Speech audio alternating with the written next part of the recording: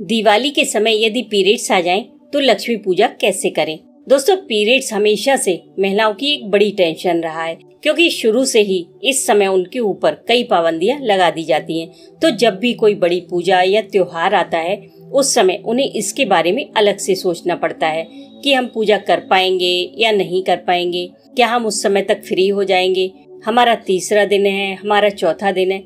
एक बहुत बड़ी टेंशन का सामना उनको हर त्योहार पर करना पड़ता है, जबकि बहुत सिंपल सी बात है कि पीरियड हमारी बॉडी की एक नेचुरल प्रक्रिया है और ये प्रक्रिया बहुत पवित्र है। तभी तो हमारी सनातन धर्म में इसको पूजा जाता है।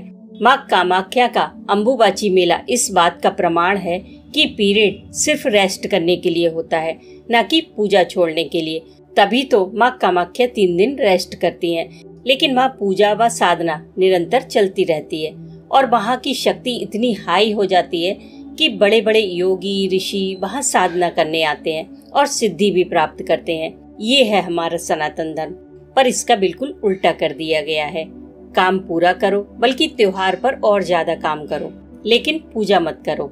तभी तो दिवाली पर बहुत सारा काम करने की वजह से थकान हो जाती है और डेट नहीं भी होती, फिर भी पीरियड आ जाता है।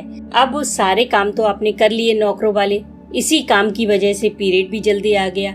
लेकिन अब आपको पूजा करने की इजाजत नहीं दी जाएगी। आप बस किसी अछूत की तरह दूर बैठ सकते हो, जबकि ये पीरियड का समय आपका इतना पावरफुल होता है कि आप कुछ भी मैनिफेस्ट कर सकते हो, कोई भी सिद्धि प्राप्त कर सकते हो। और इसीलिए आप पर ये पाबंदियां भी लगा दी गई हैं कि कहीं आप कोई 40 दिन की साधना कंटिन्यू ना कर लो। इसीलिए ये चीज मन में डाल दी गई है कि आप अशुद्ध हो, भगवान को हाथ मत लगाओ। ये एक बहुत बड़ी साजिश की गई है हमारे खिलाफ। हमारे सबसे पावरफुल दिनों को अशुद्ध कहकर बेकार कर दिया गया है। ये बिल्कुल वैसे ही है जैसे कि कोई जौहरी हमारे हीरे को देखकर कह दे कि ये पत्थर है, तो हीरे की परख ना होने की वजह से हम भी उसे पत्थर ही समझने लगेंगे।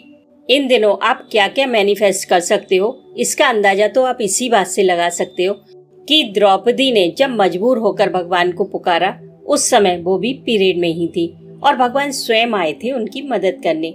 आपको बस इसी चीज में उलझा कर कि पीरियड में पूजा करो मत करो, करो मत करो, सारी ताकत और पैसा मर्दों के हाथ में चला गया और आप बस इसी में उलझी रह गईं।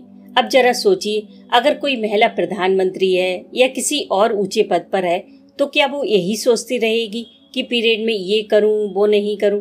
जब राम मंदिर का इनॉग्रेशन हुआ था, तब कितनी सारी महिलाएं वहां पहुंची थी। आपको क्या लगता है उनमें से किसी का पीरियड नहीं चल रहा होगा? लेकिन उनसे ये फालतू की बातें कोई नहीं पूछता, क्योंकि उनके हाथ में पावर है।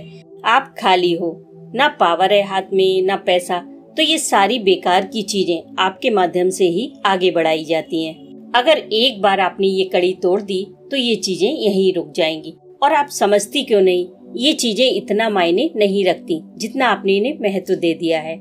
इस पर आपका कोई बस नहीं है। ये तो हर महीने आएगा। इस समय पूजा करने से किसे पाप लगाए, बताओ तो जरा। और इस समय छूने से भगवान अपवित्र हो जाते हैं, आपको कैसे पता? या जो आपको पूजा करने से रोक रहे हैं उन्हें कैसे पता? देखिए, वेदों में इस बात का कोई जिक्र नहीं है और न ही भगवत गीता में। सिर्फ एकाध शास्त्र हैं जिनमें कुछ लिख दिया गया है, तो उनके अनुवाद होते रहते हैं। चीजें समय के अनुसार घटाई बढ़ाई भी जाती हैं, उन्हें इतना सीरियस लेने की कोई जरूरत नहीं है। अगर आप अकेली हैं, दूसरा कोई नहीं है हेल्प के लिए, तो आप क्या करेंगी?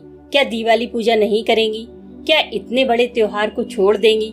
इसलिए ध्यान रखें, किसी भी चीज से ज्यादा महत्व है परमात्मा के प्रति आपकी श्रद्धा का। अगर वो आपके मन में है तो कोई भी चीज रुकावट नहीं बन सकती। इसलिए कोई वहम मन में ना लाएं और पूरी श्रद्धा से दिवाली पूजन अपने हाथों से ही करें।